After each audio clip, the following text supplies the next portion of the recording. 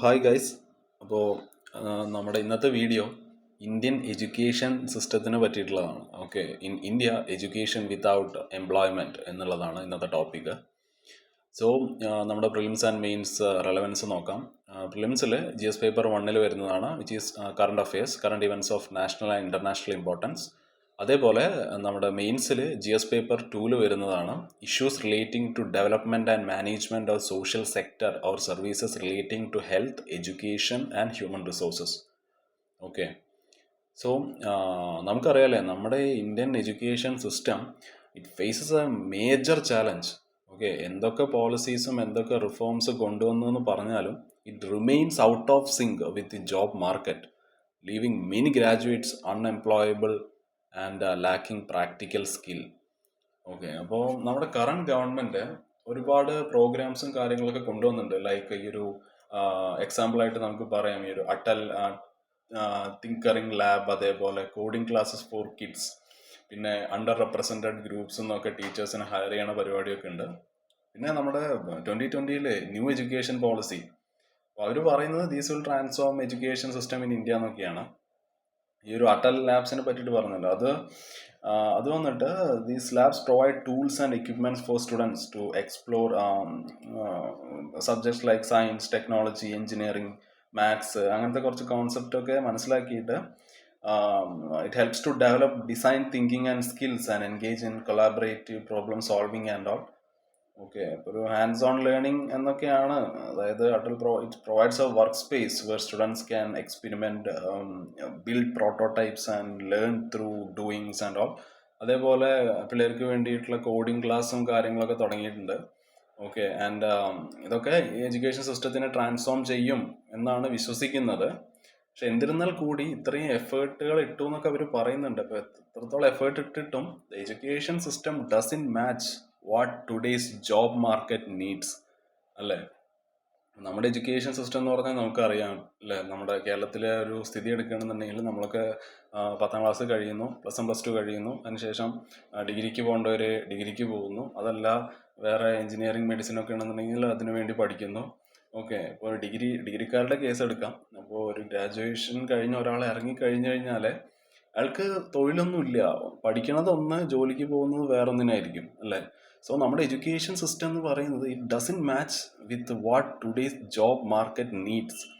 Okay, many students finish their degree but still they can't get good jobs because what they learned is in useful at work, അല്ലേ?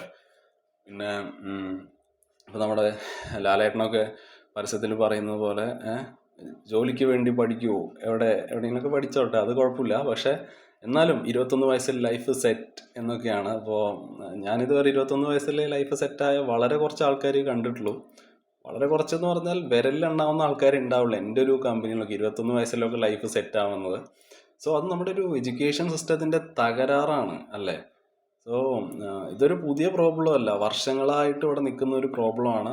മാറി മാറി വന്ന എല്ലാ ഗവൺമെൻറ്റുകളും they have tried to fix education through reports and policies, but none have truly solved the gap between learning and employment. So next നമ്മൾ നോക്കാൻ പോകുന്നത് A high rate of educated unemployment എന്നുള്ളൊരു ടോപ്പിക്കാണ്, വിച്ച് ഈസ് നമ്മൾ ഈ new education പോളിസിയുടെ കാര്യങ്ങളൊക്കെ നമുക്ക് നോക്കാം. ഈ ഒരു NEP 2020 ആൻഡ് അതിൻ്റെ implementation ഗ്യാപ്സൊക്കെ.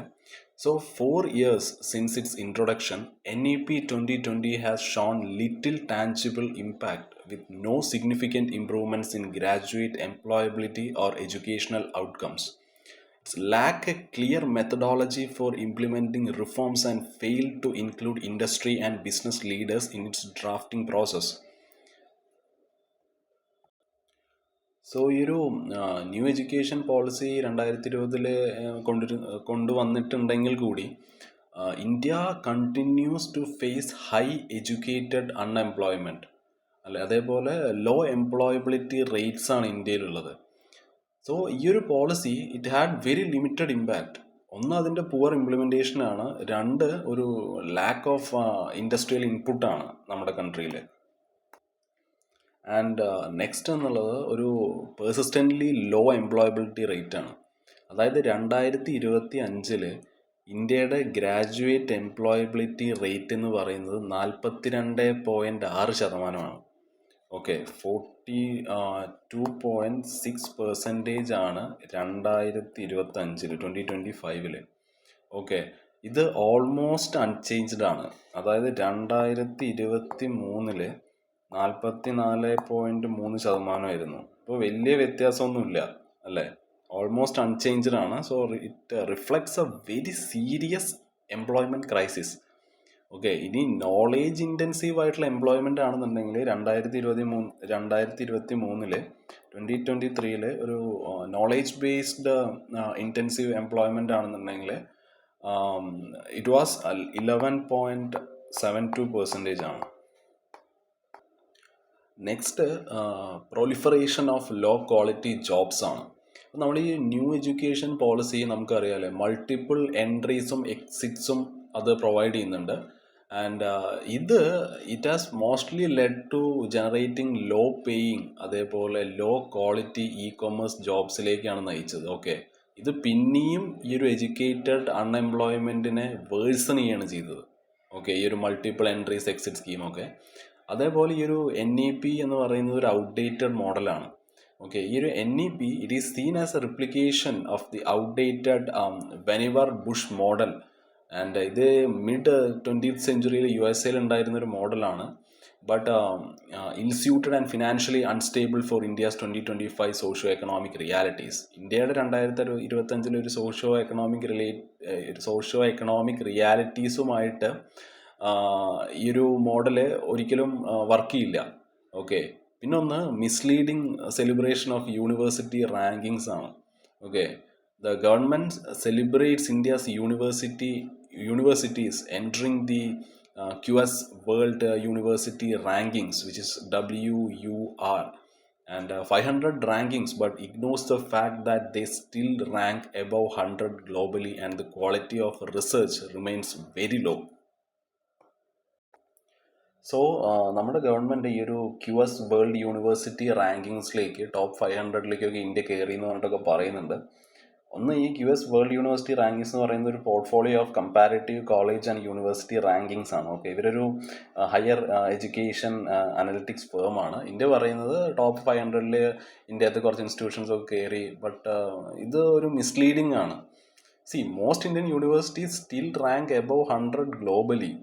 Okay, they are above 100 globally, but the quality of research remains poor, showing the celebration doesn't reflect real academic excellence. ഇപ്പോൾ നമുക്കൊരു എക്സാമ്പിൾ പറയാനാണെന്നുണ്ടെങ്കിൽ, ഇപ്പോൾ ഇന്ത്യയിലെ ഏറ്റവും ടോപ്പ് റാങ്ക്ഡ് ആയിട്ടുള്ള ഇൻസ്റ്റിറ്റ്യൂഷൻസ് ആണ് IITs അല്ലേ. അതിൽ തന്നെ IIT ബോംബെ എന്ന് പറയുന്നത് ഈ ഒരു QS വേൾഡ് യൂണിവേഴ്സിറ്റി റാങ്കിങ്സ്, അതായത് 2024 ഈ ഒരു QS വേൾഡ് യൂണിവേഴ്സിറ്റി റാങ്കിങ്ങിൽ അവർക്ക് 149ാമത്തെ റാങ്കായിരുന്നു. ആർക്ക്? IIT ബോംബെക്ക്. ഓക്കെ, ഇന്ത്യയിലെ ഒരു ടോപ്പ് റാങ്ക്ഡ് ഇൻസ്റ്റിറ്റ്യൂഷൻ ആണ് കേട്ടോ. But it is still far from the global 100 അല്ലേ. So research output and international collaboration remain limited compared to top global universities. Next നമ്മൾ നോക്കുന്നത് ഈ ഒരു ഗവൺമെൻറ്റിൻ്റെ തന്നെ ഒരു ഫെയിലിയർ ആണ് to critically assess the global rankings. എന്ന് വെച്ചാൽ the Indian government overlooks the commercial interest. അതായത് ഈ QS വേൾഡ് റാങ്കിങ്സിൻ്റെ ഒക്കെ ഒരു കൊമേഴ്ഷ്യൽ ഇൻട്രസ്റ്റിനെ നമ്മൾ കണ്ടില്ല എന്ന് വെച്ചു. അതായത് as a result it misinterprets these rankings as a true sign of progress and it is giving a misleading picture അല്ലേ of the real quality and challenges in India's education system. So ഇത് ഗവൺമെൻറ്റിൻ്റെ ഒരു ഫെയിലിയറാണ് കാണിക്കുന്നത്. ഇനി നമ്മൾ നോക്കാൻ പോകുന്നത്, ഒരുപാട് പ്രോജക്ട്സും കാര്യങ്ങളൊക്കെ കൊണ്ടുവന്നിട്ടുണ്ടെന്നൊക്കെ പറയുന്നുണ്ട്. So A missing transparency on projects ആണ് നമ്മളിനി നോക്കുന്നത്. A lack of transparency in mega projects. Okay, ഈ നമ്മുടെ government have introduced so many high profile projects like CSIR, NMITLI, അതേപോലെ $10 Akash tablet and imprint. Okay, അപ്പോൾ ഈ ഒരു CSIR, NMITLI ഇത് It stands for Council of Scientific and Industrial Research, New Millennium Indian Technology Leadership Initiative ആണ്. Simple ടേംസിൽ ഇതൊരു government പ്രോഗ്രാമാണ് which started to support big innovative science and technology projects in India by bringing together scientists, industries, and research institutions.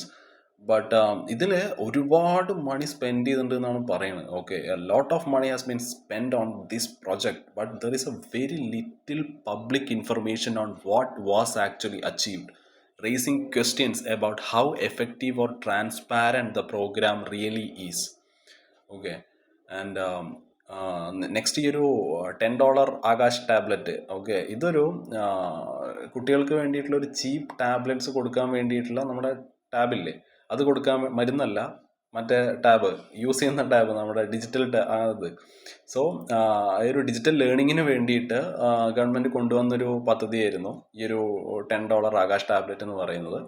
It was heavily promoted and ഇതൊരു big സ്റ്റെപ്പായിരുന്നു നമ്മുടെ ഈ ഒരു എഡ്യൂക്കേഷനിൽ. And റിയാലിറ്റിയിൽ ഈ ഒരു $10 എന്ന് പറയുന്നത് tablet cost much more than $10 and വളരെ poor performance ഉള്ള ടാബ്ലറ്റ് ആയിരുന്നു എന്നാണ് പിന്നീട് വന്ന വിവരങ്ങളൊക്കെ. And the project has failed to deliver on its promises.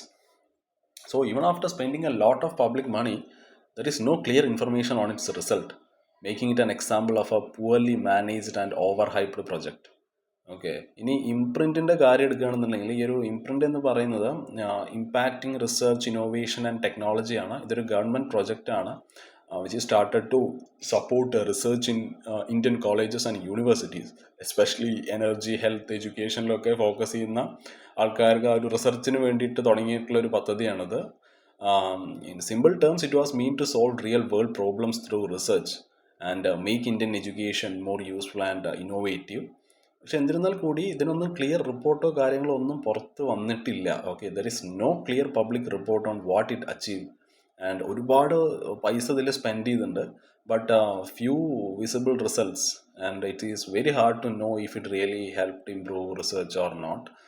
So it is another example of a big project with big promises but very little transparency. Okay, അപ്പോൾ ഈ ഒരു ഗവൺമെൻറ് ലോഞ്ച് ചെയ്ത ഈ പ്രോഗ്രാംസ്, ഇപ്പം നമ്മൾ പറഞ്ഞ പോലെ ഈ ഒരു CSIR, NMITL, അതേപോലെ $10 Akash tablet, imprint, these promising innovations and progress, but despite spending hundreds of crores, there is no clear public data on their results, raising concerns about transparency and accountability. അപ്പോൾ ഇനി നമുക്ക് ഒരു ഇന്ത്യയുടെ ഗ്ലോബൽ ഇന്നോവേഷൻ ഇൻഡെക്സിലെ rank നോക്കാം. Okay, so ഈ ഒരു global innovation index എന്ന് പറയുന്നത് it helps to measure a country's ability to innovate and create new technologies എന്നുള്ളതാണ്. ഇന്ത്യയുടെ ഈ ഒരു GIAയുടെ റാങ്ക് ഇമ്പ്രൂവ് ചെയ്തിട്ടുണ്ട് കേട്ടോ. ഈ ഒരു ഇയേഴ്സിൽ ഇമ്പ്രൂവ് ചെയ്യുന്നുണ്ട്. അതായത് 2014 76th ആയിരുന്നു ഇന്ത്യ. അതേപോലെ 2015 ആയപ്പോൾ അത് 81 ആയി. And now 39 2024. So despite this improvement, India is still behind countries like Malaysia, Turkey and all. മലേഷ്യക്ക് 33, Turkey 37 ഒക്കെയാണ്. So it shows that while progress has been made, but India still has a lot of room to grow in terms of innovation compared to other nations. So ഇനി നമുക്ക് നോക്കാനുള്ളത് നമ്മുടെ ഇന്ത്യയുടെ ഒരു weak science and tech ക്ലസ്റ്റേഴ്സിനെ കുറിച്ചാണ്. Okay, so India has a few science and technology clusters, but they are still far behind the world's top innovation hubs. അതായത് ഇപ്പോൾ ഇന്ത്യയുടെ ഒരു top science and technology clusters എടുക്കുകയാണെന്നുണ്ടെങ്കിൽ ബാംഗ്ലൂർ, ഡൽഹി, ചെന്നൈ, മുംബൈ ഒക്കെയാണ് ഉള്ളത്. ബാംഗ്ലൂരിൻ്റെയൊക്കെ റാങ്കിങ് എന്ന് പറയുന്നത് 56 ആയിട്ടാണ് ഗ്ലോബലി 56th ആണ്. ഡൽഹി 63 ആയിട്ടാണ്. പിന്നെ ചെന്നൈ 82, മുംബൈ 84th ഒക്കെയാണ്. So when it comes to cluster intensity, അതായത് how strong the innovations is in these areas, ഇന്ത്യയുടെ ടോപ്പ് സിറ്റീസ് എന്ന് പറയുന്നത് they rank low among the top 100. Bangalore 94th ആണ്, ചെന്നൈ 96th ആണ്, ഡൽഹി 98th ആണ്, മുംബൈ 99th ആണ്. So these rankings shows that India's science and technology clusters are far behind global leaders like silicon വാലിയും Cambridge ഒക്കെ എടുക്കുകയാണെന്നുണ്ടെങ്കിൽ ഇന്ത്യ ഫാർ പുറകിലാണല്ലേ, showing there is still a long way to go in terms of technological development and innovation. So ഈ ഒരു silicon valley നമുക്കറിയാമല്ലേ U എസിലാണ്, അതേപോലെ Cambridge UK, they are ahead of India's tech clusters because they have build a very strong ecosystem for ഇന്നോവേഷനിലായാലും റിസർച്ചിലായാലും ടെക്നോളജിയിലാണെന്നുണ്ടെങ്കിലും വളരെ strong ആയിട്ടുള്ള എക്കോസിസ്റ്റമാണ് അവർ ഉണ്ടാക്കി വെച്ചിരിക്കുന്നത്. സിലിക്കൺ വാലിയുടെ കാര്യം എടുക്കുകയാണെന്നുണ്ടെങ്കിൽ അവരൊരു ഗ്ലോബൽ ഹബ്ബാണല്ലേ ടെക് കമ്പനീസിൻ്റെ ഒരു ഗ്ലോബൽ ഹബ്ബാണ് silicon valley. So giant tech companies, അതിപ്പോൾ ആപ്പിൾ, ഗൂഗിൾ, ഫേസ്ബുക്ക്, ടെസ്ല, അങ്ങനെ എത്രയോ കമ്പനികൾ അവരൊക്കെ അവിടെ തുടങ്ങിയവരാണ്. Okay, they are home for the giant tech companies which drive major technological advancements. പിന്നെ അവർ വേറെയും കുറച്ച് കാര്യങ്ങളുണ്ട് കേട്ടോ ഇവരുടെ ഈ ഒരു അഡ്വാൻസ്മെൻറ്റിന് വേണ്ടിയിട്ട്. ഒരു ഇൻവെസ്റ്റ്മെൻറ്റ്, വെഞ്ചർ ക്യാപിറ്റൽ ഇൻവെസ്റ്റ്മെൻറ്റൊക്കെ നോക്കുകയാണെന്നുണ്ടെങ്കിൽ they get billions of dollars in venture capital. Meaning അതായത് അവർക്ക് ഒരുപാട് പൈസയുണ്ട് അവൈലബിൾ ആയിട്ട്. ഇപ്പോൾ ഇന്ന് വേറെ എന്തെങ്കിലും ഒരു സാധനം അവർക്ക് കണ്ടുപിടിക്കണമെന്നുണ്ടെങ്കിൽ അവർക്ക് അത്രയും ഫണ്ട് ഇൻവെസ്റ്റ് ചെയ്യാം, അത്രയും പൈസ അവരുടെ കയ്യിലുണ്ട്. സോ ഒരു ഇന്നോവേറ്റീവ് ആയിട്ടുള്ള സ്റ്റാർട്ടപ്പിന് വേണ്ടിയിട്ട് അവർക്ക് പൈസ വേണമെന്നുണ്ടെങ്കിൽ അത് റെഡിലി അവൈലബിൾ ആണ്.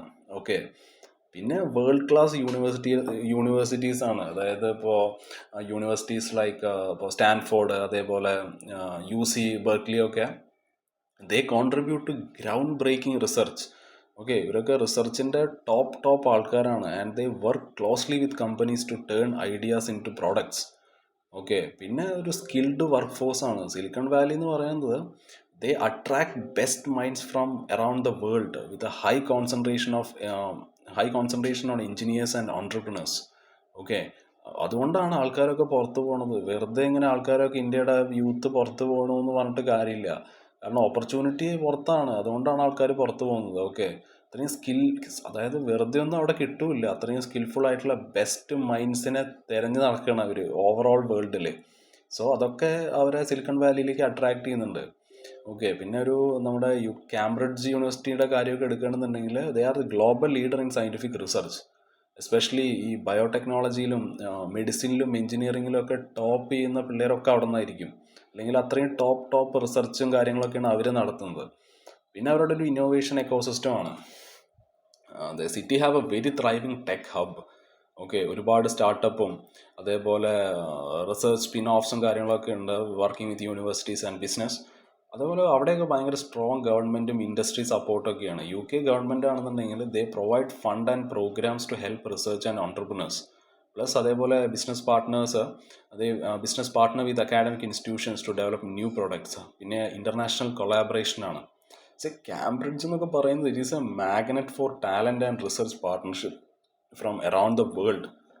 ഓക്കെ, സോ ഈ ഒരു ബോത്ത് ഇപ്പോൾ സിലിക്കൺ വാലിയും കാംബ്രിഡ്ജിൻ്റെയും കാര്യം നമ്മൾ പറയുമ്പോൾ they have unique combinations of resources. ഒന്ന്, അവർ വളരെ അഡ്വാൻസ്ഡ് ആയിട്ടുള്ള റിസർച്ച് ആൻഡ് ഡെവലപ്മെൻറ്റും കാര്യങ്ങളൊക്കെയാണ്. They are very advanced in research and development. പിന്നെ അവർക്ക് ഹ്യൂജ് ഫൈനാൻഷ്യൽ ഇൻവെസ്റ്റ്മെൻ്റ് ഉണ്ട്. പിന്നെ very good collaboration with universities, business and governments, a constant flow of skilled talent. So these factors create an environment that encourages constant innovation and keep them at the top.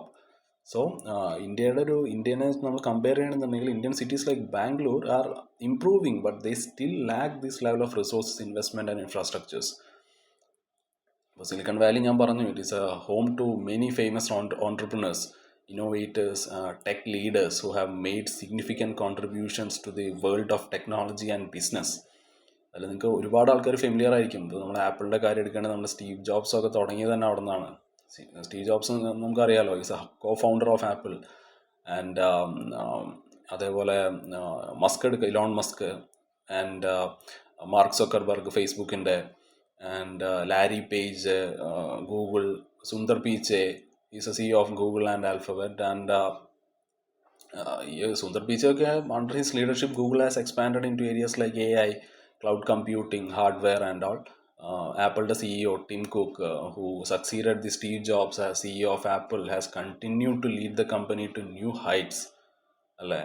So അങ്ങനത്തെ ഒരുപാട് person, ഇപ്പോൾ ആമസോണിൻ്റെ Jeff Bezos, അതേപോലെ these personalities have helped shape Silicon Valley as the world's leading tech hub, which driving innovations that have impacted nearly every aspect of modern life. ഇപ്പോൾ നമ്മുടെ ഇന്ത്യയിലെ silicon Valley എന്നൊക്കെ നമ്മൾ വിളിക്കുന്നത് ബാംഗ്ലൂരാണ്. ഓക്കെ ഓക്കെ, അപ്പോൾ നിങ്ങളത് മൈൻഡിൽ വയ്ക്കുക. ആൻഡ് ഇതൊരു ഹബ്ബാണ് for innovation and tech development, അതൊക്കെ okay. However there is a noticeable foreign dominance in this region. Okay, അതേപോലെ ഈ ഒരു പേറ്റൻ്റ് ഹോൾഡ് ചെയ്യുന്ന ആൾക്കാരുടെ കാര്യം നോക്കുകയാണെന്നുണ്ടെങ്കിൽ ഈ ബാംഗ്ലൂരിലെ ഏറ്റവും ടോപ്പ് പേറ്റൻ്റ് ഹോൾഡ് ചെയ്യുന്ന ആൾക്കാർ ആരൊക്കെ അറിയോ? ഒന്ന് സാംസങ് ആണ്. ഓക്കെ, സാംസങ്ങിൻ്റെ കാര്യം എടുക്കാം. സാംസങ് ആണ് ഒന്നുള്ളത്, സാംസങ് ഇലക്ട്രോണിക്സ്. സൗത്ത് കൊറിയൻ ആൾക്കാരാണ്, നമുക്കറിയാം അല്ലേ. ഇവരാണ് currently the top patent holder in Bangalore. Okay, ഇതെന്താണ് കാണിക്കുന്നത്? This shows that a foreign company and not an Indian one is leading the way in registering new inventions and technologies in the city. So ഇത് highlight ചെയ്യുന്നത് വളരെ വലിയൊരു issue ആണ്. അതായത് Indian companies ഒന്നും they are not taking the lead in patenting and innovation at the same level as their foreign counterparts. So as a result, India is losing out on building its own strong intellectual property base which could drive future growth and leadership in tech. So ഇങ്ങനത്തെ situations ഒക്കെ underscore ചെയ്യുന്നത് എന്താണ്? The need for Indian companies to invest more in research and development എന്നുള്ളതാണ്. And അതേപോലെ ഇന്നോവേഷനിലും research and ഡെവലപ്മെൻറ്റിലും Indian companies invest ചെയ്തേ പറ്റൂ. സോ ഈ സിറ്റുവേഷൻസ് ഒക്കെ കാണിക്കുന്നത് അതിൻ്റെ ഒരു നെസസിറ്റിയാണ് അല്ലേ, to compete globally and establish leadership in intellectual property. ഇപ്പം നമ്മൾ ഇന്ത്യയിലെ സ്റ്റാർട്ടപ്പുകളുടെ കാര്യം എടുക്കുകയാണെന്നുണ്ടെങ്കിൽ നമുക്ക് നോക്കാനുള്ളത് മിസ്പ്ലേസ്ഡ് ആയിട്ടുള്ളൊരു ഫോക്കസാണ് സ്റ്റാർട്ടപ്സിൽ. സോ ഇന്ത്യ ഒരു സ്റ്റാർട്ടപ്പ് സീനിൽ ഇറ്റ് ഈസ് ഗ്രോയിങ് റാപ്പിഡ്ലി. നമുക്കറിയാം ഒരുപാട് ഇന്നോവേഷൻ കാര്യങ്ങളൊക്കെ കൊണ്ടുവരുന്നുണ്ട്. But there is A misplaced focus. നമ്മളൊരു എക്സാമ്പിൾ എടുക്കുകയാണെന്നുണ്ടെങ്കിൽ ഇപ്പോൾ ഗ്ലോബലായിട്ടുള്ള സ്റ്റാർട്ടപ്പുകളൊക്കെ അവർ ഫോക്കസ് ചെയ്യുന്നത് എന്തിലാണ്? അഡ്വാൻസ്ഡ് ടെക്നോളജീസിലാണ്. ഒന്ന് ആർട്ടിഫിഷ്യൽ ഇൻ്റലിജൻസ്, AI, അതേപോലെ റോബോട്ടിക്സ്, പിന്നെ സ്പേസ് എക്സ്പ്ലോറേഷനിലൊക്കെ ഇന്ത്യയും അത്യാവശ്യം നല്ല രീതിക്ക് തന്നെയാണ് ഇപ്പോൾ പോകുന്നത്, അതിൽ തർക്കമൊന്നുമില്ല. ആൻഡ് പക്ഷേ ഇന്ത്യൻ സ്റ്റാർട്ടപ്സ് ഇല്ലേ, ഇപ്പോൾ ഇന്ത്യൻ സ്റ്റാർട്ടപ്സിൻ്റെ കാര്യം പറയുകയാണെന്നുണ്ടെങ്കിൽ they are dominated by low tech apps or businesses that simply improve existing services.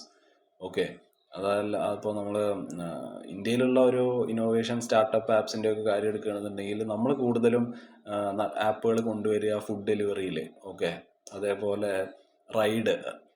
Ride sharing, പിന്നെ ഓൺലൈൻ ഷോപ്പിംഗ്. അത് യൂസ്ഫുൾ അല്ല എന്നും പറയുന്നില്ല. But they don't contribute much to the indigenous technological innovations അല്ലേ. സോ ഈ ഒരു lack of focus in advanced tech will lead India we will miss out on becoming a leader in high-tech industries like AI, space tech and biotechnology, which are shaping the future globally.